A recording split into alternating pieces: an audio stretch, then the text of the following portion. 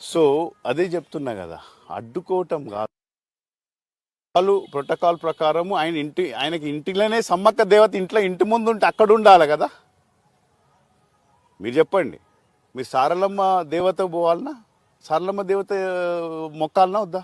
అక్కడ సమ్మక్క దేవతే లేదు కదా. మీరు ఆన్సర్ ఆయన నేను చెప్పేది మీరు క్లారిటీ ఇస్తున్నా. ప్రోటోకాల్ ప్రకారము దర్శనం ఇస్తాము రాండి అని చెప్పిండ్రు. బట్ ఎక్కడైతే సమ్మక్క దేవత ఇంటి ముందు ఉంటే అక్కడ ఉండకుండా వచ్చి సమ్మక్క గద్దెలు ఎక్కటం ఎందుకు? దేవతే లేదు అక్కడ అంటే దాని ఉద్దేశం ఏంటి?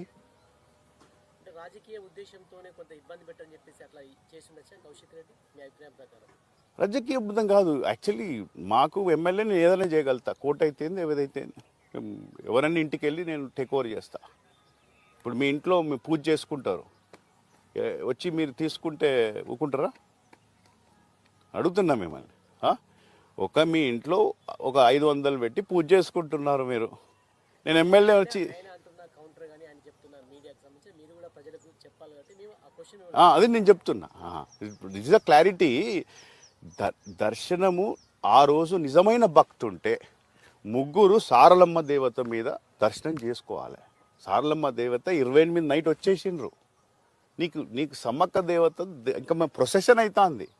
ఇవాళ ఎంత బాధాకరం ఏంటంటే నిన్న ఇంకా 2 గంటలు ఎక్కువ ప్రొసెషన్ కావాలి. నిన్న ప్రతి ఒక్కరూ నీళ్లు దేవతలకు పోస్తుంటారు, మొక్కుతుంటారు.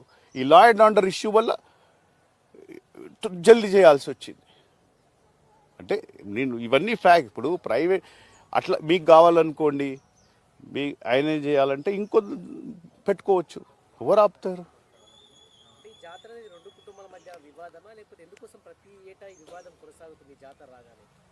ఇంకా ఏం ఆన్సర్ ఇస్తాను? ఇప్పుడు మీ ల్యాండ్ ఉంటే నేను వచ్చి ఇంట్లో కొడితే నువ్వు వివాదం అంటారా? మాది 48 ఏళ్ళ ప్రాబ్లం లేదు. పొలిటికల్ ఎమ్మెల్యే కాగానే వస్తుంది ప్రాబ్లం.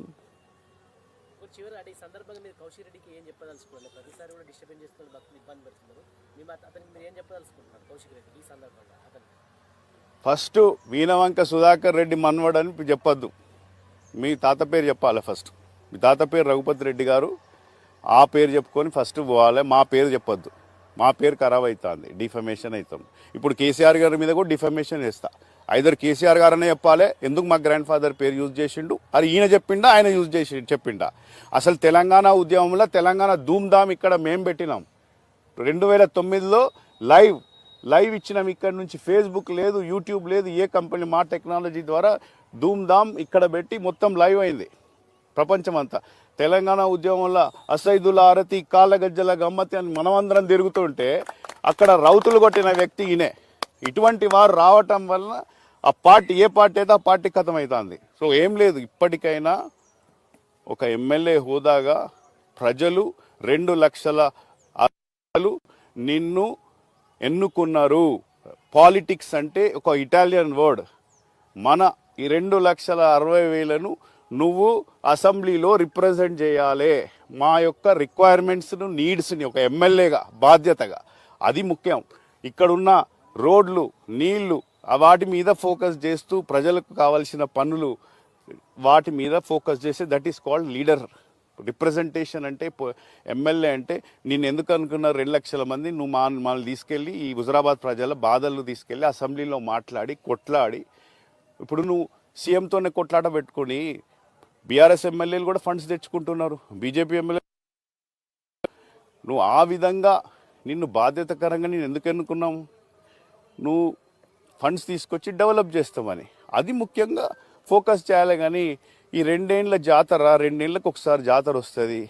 మేము మా కుటుంబం ఎప్పుడు చేస్తున్నారు, దాన్ని నువ్వు కూడా రావాలి, పాల్గొనాలి, మంచిగా ఉండాలి, చేసుకొని పోవాలి. కానీ ఇట్లా ప్రాబ్లం చేసి అనవసరంగా లాస్ట్కు కోర్టు ఆర్డర్స్ ధిక్కరిస్తే అదే ప్రాబ్లం అవుతుంది.